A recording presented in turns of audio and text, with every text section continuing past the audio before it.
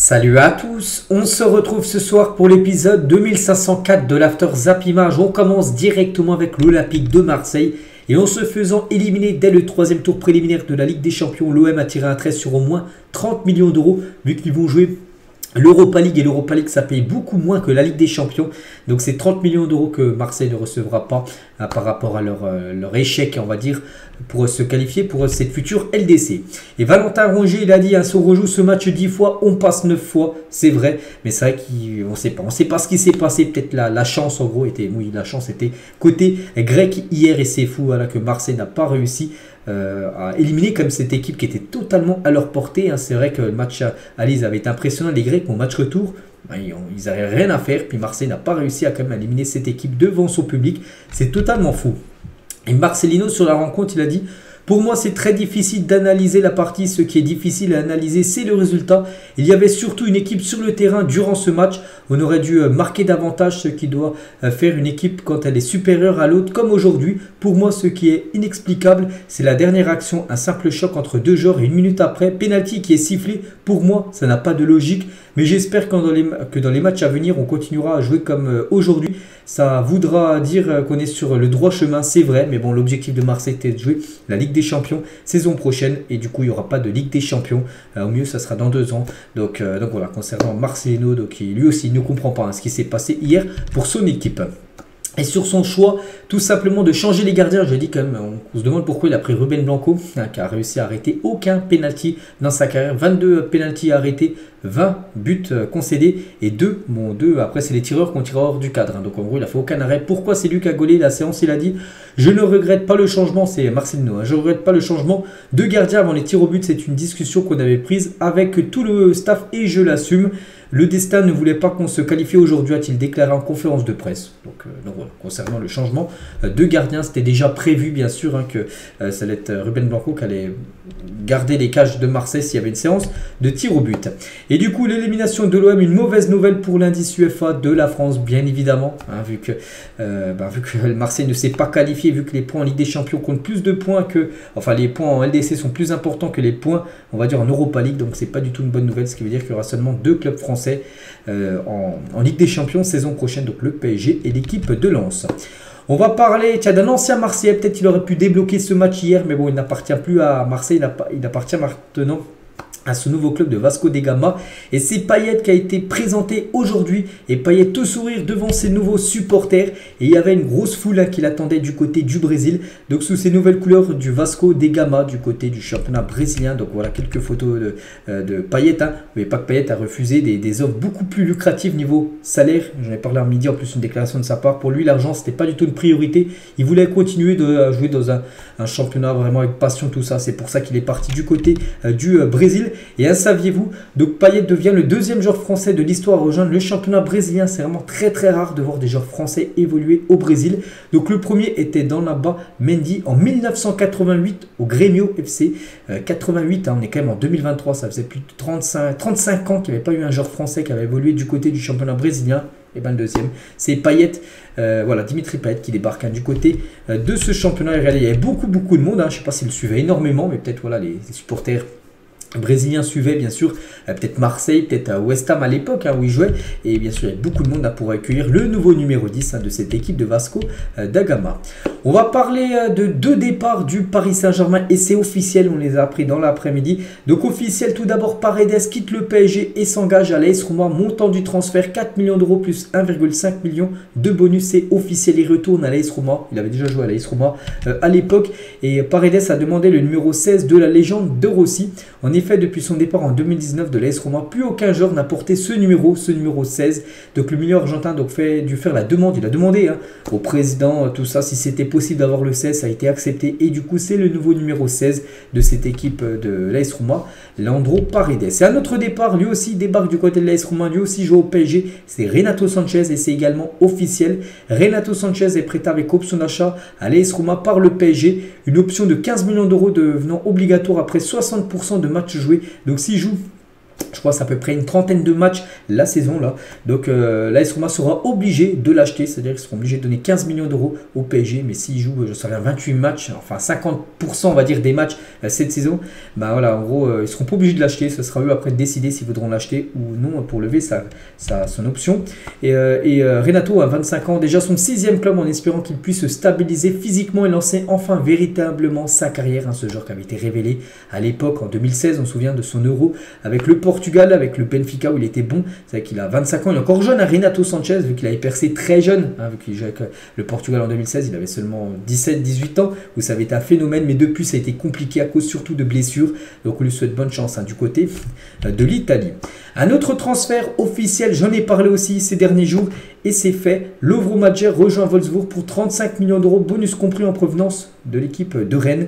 Il est la deuxième plus grosse recrue de l'histoire du club allemand après Julian Draxler qui avait été recruté en 2015 pour 43 millions d'euros. Lovro Majer quitte cette équipe de Rennes en direction Wolfsburg pour 35 millions d'euros que récupère le Stade Rennais et c'est signé. Nuno Tavares sur le départ. Nottingham Forest a soumis une proposition formelle à Arsenal pour signer le Portugais, qui n'est pas dans les plans de Arteta pour la saison prochaine. N'oubliez pas qu'il avait été prêt à Marseille la saison dernière. Et du coup, pourquoi pas Nottingham Forest pour se relancer et surtout pour avoir du temps de jeu parce qu'Arsenal, il va jouer très peu. Hakim Ziyech, lui aussi, on connaît peut-être son futur club, va quitter Chelsea et signer au Galatasaray. Il est attendu en Turquie afin de passer sa visite médicale. N'oubliez pas qu'il avait failli rejoindre le PSG. C'était en janvier dernier, c'était pas fait parce que Chelsea n'avait pas envoyé les dossiers à temps. Il avait failli rejoindre l'équipe d'Al Nasser. Il était même à la visite médicale qui avait échoué parce qu'en gros il avait un genou où ça allait pas d'après les médecins de Al Nasser et du coup il devrait aller du côté du Galatasaray et c'est imminent. Et très lourd le recrutement du Galatasaray avec Icardi, peut-être Ziyech, avec Wilfried Zaha, Angelino, Bakambu, Tete, Demirbay. Je sais pas, même qu'il y a des joueurs turcs aussi qui ont débarqué dans cette équipe de Galatasaray. Donc voilà, c'est pas mal quand même ce recrutement, et surtout par rapport au prix des joueurs. C'est quand même des joueurs qui arrivent pour pas trop cher. Donc il va falloir les surveiller cette équipe qui va jouer les barrages de la Ligue des Champions qu'ils ont éliminé leur adversaire hier au 3e tour. David Herrera discute avec le Bayern Munich. La priorité des Bavarois reste Ortega, mais si ce transfert échoue, De Gea sera sûrement signé en tant que doublure de Manuel Neuer. Les deux camps savent qu'un accord pourra facilement être trouvé, surtout que il est libre, David Herrera, que voilà, être la doublure de Neuer du côté de Bayern, il serait plutôt pour. Donc voilà, si Ortega c'est la doublure d'Ederson, du côté de Manchester, si c'est pas ok, ça sera Herrera qui débarquera du côté du Bayern Munich. Des nouvelles d'Aymeric Laporte qui est bien en partance pour Al Nasser, l'équipe de Ronaldo. Contrat de 3 ans, l'international espagnol gagnera un salaire de 13,7 millions d'euros par an en Arabie Saoudite. Encore le jackpot total pour Aymeric Laporte. C'est quasiment 2 ou 3 fois plus que ce qu'il touche du côté de Manchester City. Donc voilà, le deal pourrait se faire là très prochainement. Concernant Matic à l'entraînement sous ses nouvelles couleurs après le départ de Lovro Majer, j'ai montré tout à l'heure, Matic lui a été recruté depuis dimanche et voilà, donc il a participé à son premier entraînement avec le Stade Rennais, c'était aujourd'hui. Toujours avec Rennes, donc concernant un départ, Jérémy Doku devrait aussi quitter le club, donc Paqueta et Doku restent la priorité de Manchester City. City pourrait même faire les deux, Doku plus Paqueta sur ce mercato, à faire à suivre. Et en parlant de Doku, on peut voir que c'est le joueur ayant réussi le plus de dribbles ce week-end en Ligue 1. 9 dribbles réussis pour Jérémy Doku lors du match contre Metz. On peut voir sinon les autres joueurs comme Vitinha, comme Cherki, Jefinho ou même Thiago Santos, le nombre de dribbles réussis. Et Doku, 9 dribbles réussis, c'est quasiment le double par rapport au deuxième. L'AS Monaco a son écart Toko Ekambi. L'attaquant lyonnais va s'engager avec Abba en Arabie Saoudite, mais l'AS Monaco a essayé de tenter de le faire venir, du coup ça a échoué. Il va bien signer en Arabie Saoudite, l'ancien joueur de Lyon. Le top 10 des plus gros salaires actuellement en millions d'euros par an. C'est vrai que maintenant, vu qu'il y a des énormes salaires, actuellement les deux premiers c'est Cristiano Ronaldo et Karim Benzema. Du côté de Al Nasser et du côté de Al Ittihad, 200 millions d'euros en salaire pour les deux, net, je vous parle, voilà, c'est énorme. Le troisième c'est Kanté, 100 millions d'euros pour N'Golo Kanté. Neymar, environ 100 millions d'euros par an, je vous parle, bien évidemment, en Arabie Saoudite, du côté de Al Hilal, en gros, il va toucher le même salaire que N'Golo Kanté. Mbappé classé 5e, 70 millions d'euros du côté du Paris Saint-Germain, net pour Mbappé. C'est le seul, c'est le premier en dehors de l'Arabie Saoudite, voilà, le salaire de Mbappé. Après, Léo Messi classé 6e, 45 millions d'euros net pour Messi du côté de l'Inter Miami. Après, il y a Mané, 40, Anderson, 40. Anderson, il a quadruplé son salaire, lui, quand il touchait 10 à Liverpool, il en touche 40 maintenant à Al Ettifaq. Mahrez, c'est 35 et Koulibaly, c'est 30 millions d'euros. Donc voilà le top 10 des plus gros salaires. On peut voir seulement le PSG et l'Inter Miami. En gros, il y a seulement 2 clubs qui ne jouent pas en Arabie Saoudite parmi. Sinon, c'est que des clubs saoudiens qui proposent des salaires XXL. C'est vrai que ça a changé. Donc voilà, concernant les plus gros salaires actuellement au monde, bien évidemment, dans le football. Tous les arbitres de la deuxième journée en Ligue 1. Donc, je sais pas que, par exemple, Jérôme Brissard arbitrera le match entre Metz et Marseille. Le match est prévu après-demain. Marseille a joué hier soir. Et il joue déjà vendredi.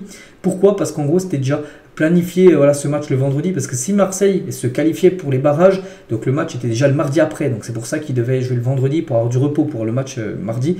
Et du coup, vu qu'ils sont éliminés, ben voilà, le match est déjà quand même arrive très rapidement.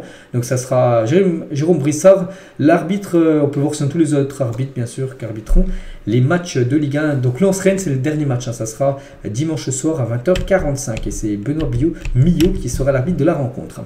Lyon n'avait plus enchaîné 5 défaites consécutives depuis 1991 sous Raymond Domenech avec Lyon. A enchaîné 5 défaites d'affilée, de 4 en pré-saison et une contre Strasbourg un dimanche soir. C'était plus arrivé depuis quasiment 32 ans. Voilà, donc voilà, c'est la crise actuellement du côté de l'OM. Pourtant, Lyon a bien joué, mais ils ont perdu le match. L'Islandais Håkon Haraldsson se familiarise avec le soleil français. Voilà, parce qu'actuellement, lui, c'est un nouveau joueur de Lille. Hein. Et voilà, c'est un Islandais. Et peut-être en Islande aussi, il n'y a pas trop de soleil. Enfin, il y a du soleil qui tape peut-être un peu moins fort. Et voilà, il déjeune chez lui. Et il a dû mettre son maillot, voilà, parce que le soleil a tapé peut-être un peu trop fort. Heureusement qu'il n'habite pas dans le sud de la France. Hein, parce que le soleil est encore beaucoup plus fort dans le sud hein, que du côté de Lille. Qui va gagner l'UEFA Super Coupe? Parce que ce soir, c'est bien sûr la finale entre Manchester City et le FC Séville, vainqueur de la LDC, contre le vainqueur de l'Europa League qui va succéder au Real Madrid qui avait gagné la dernière édition l'année dernière contre Francfort. Ils ont gagné 2-0. Le Real en 2022. Chelsea avait gagné en 2021. Le Bayern en 2020 ou même Liverpool en 2019. C'est vrai qu'à chaque fois, c'est l'équipe qui a gagné la Ligue des Champions qui gagne contre le vainqueur de l'Europa League. On verra si ce soir City gagnera contre Séville. On parlera bien sûr du résultat demain. Donc voilà les gars, là, ce qu'il y a à dire sur cet After Zapima. J'espère que ça vous a plu. On se retrouve demain pour le prochain numéro. À demain.